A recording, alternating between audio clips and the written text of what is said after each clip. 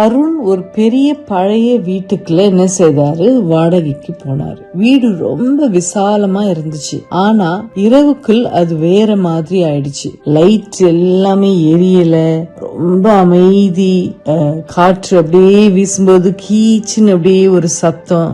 அவன் முதல் few hours ரொம்ப பயந்தான், இந்த வீட்டை நான் எப்படி மேனேஜ் பண்ண போறேன்னு. சில நாட்களும் கழிஞ்சது. ஒவ்வொரு நாளும் அவன் ஓடி ஓடி வேலை பார்த்தான். மேல் மாடி லைட் சரி பண்ணிட்டு கீழே வந்தா கீழே சுவர்ல ஓட்ட, அதை அடைக்கணும், அப்புறம் கதவு சரி பண்ணணும். மேலையும் கீழையும் போய் அந்த வீடை செட் பண்றதுக்குள்ள அவனுக்கு ரொம்ப டயர்ட் ஆயிடுச்சு. இது ஏன் பொறுப்பு, நான் தான் சரி பண்ணணும் அப்படின்னு நினைச்சிட்டே இருந்தான். ஒரு நாள் சாயந்தரம் அவன் ஜாக்கெட் பாக்கெட்டுக்குள்ள கையை விடும் போது ஒரு சாவி கிடைச்சிச்சு. இந்த சாவி எங்க இருந்து வந்துச்சு, நமக்கு அந்த ஓனர் கொடுக்கும் போது இதை நான் வாங்கின ஞாபகம் இல்லையே அப்படின்னு யோசிக்கிறான். அந்த நேரத்துல அவன் என்ன செய்தான், சரி நம்ம எல்லா ரூமையும் திறந்துட்டோம், அங்க ஒரு ஷெல்ஃப் மாதிரி இருக்கே, அது என்ன, மேபி இந்த கீ அதுக்கு தான் பொருந்தும் அப்படின்னு சொல்லிட்டு அந்த அலமாரி பின்னாடி இருந்த சின்ன கதவுல போய் திறந்தான். சாவியை திறந்து பார்த்தா அவனுக்கு ரொம்ப ஆச்சரியம். உள்ள ஒரு அழகான அமைதியான ஒரு அறை, ஃபுல்லா வெளிச்சம்,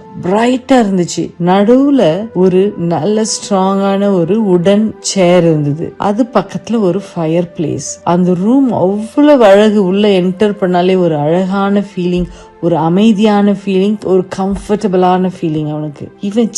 இத்தனை நாள் நம்ம அந்த ரூம் தெரியாம இந்த பெரிய வீட்டுல மேலையும் கீழையும் அலைஞ்சிட்டு இருந்தோமே அப்படின்னு சொல்லிட்டு மெதுவா அப்படியே உள்ள போய் அந்த சேர்ல உட்காந்து அந்த நிமிஷம் உட்காரும் போது அவன் மனசு அப்படியே லைட் ஆச்சு, ரொம்ப அமைதி. அப்போ ஒரு மெதுவான குரல் அவன் கிட்ட பேசுது, நான் நீ இங்க வர காத்திருந்தேன், இந்த வீட்டை எப்படி சரி பண்ணணும்னு எனக்கு தெரியும், நீ ஒருத்தனாக என்ன செய்ய முடியாது, இந்த பேர்டன் எல்லாம் உன்னால சுமக்க முடியாது அப்படின்னு ஒரு வாய்ஸ். அருண் அப்பதான் புரிஞ்சுக்கிட்டான். அவன் முழு வீட்டையும் என்ன செய்யறான், தனியா சரி பண்ண முயற்சித்தான். ஆனா இந்த வீட்டு உரிமையாளர் இருந்தார்ல, அவர்கிட்ட அவன் ஒரு வார்த்தை கேட்டிருந்தா என்ன செய், அவர் எல்லாத்தையும் ஈஸியா அவனுக்கு அமைச்சு கொடுத்துட்டு இருப்பாரு. நாமும் அருண் மாதிரி தாங்க. நம்முடைய வாழ்க்கை அந்த வீடு போல இருக்கு. சில நேரம் இருட்டா இருக்கும், சில நேரம் சத்தம், குழப்பம். நாம எல்லாத்தையும் சரி பண்ண என்ன செய்யறோம், முயற்சி பண்றோம். பணம், குடும்பம், எதிர்காலம் எல்லாத்தையும் நாம கட்டுப்படுத்தணும்னு நினைப்போம். ஆனா உண்மை என்னன்னா, இந்த வீட்டின் உரிமையாளர் யாரு, தேவன். நம்பிக்கை வைக்காம நாம சோர்ந்து போயிடுறோம். அவரிடம் நம்ம ஒப்படைச்சிட்டா என்ன செய்யும், நமக்கு அமைதி கண்டிப்பாக கிடைக்கும்.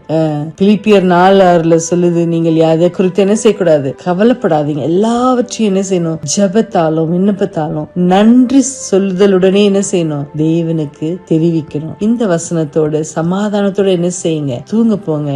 அமைதி உங்க இருதயத்துல நிரம்பட்டும். நம்பிக்கை இருட்டை விட பெரியதாக இருக்கட்டும். Good night.